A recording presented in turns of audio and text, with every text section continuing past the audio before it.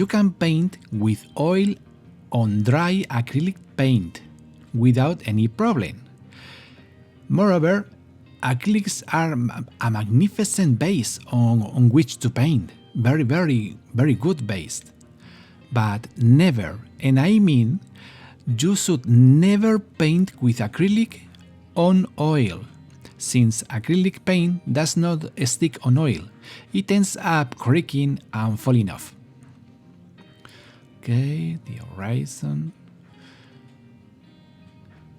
To give you an example so that it will be easier for you to remember, if in a glass you fill one part with oil and then another part with water, no matter how hard you try, the water will always end up to the bottom, at the bottom of the glass, and oil on top.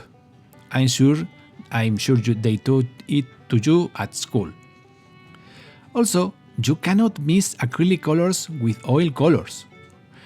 Going back to the previous example, if the glass we have with water and oil, we shake it, no matter how much we shake it, the water and oil end up separating at the end. They don't mix. Remember, never mix acrylic colors with oil colors, okay? You can only paint safely with oil on acrylic when the acrylic layer is absolutely dry.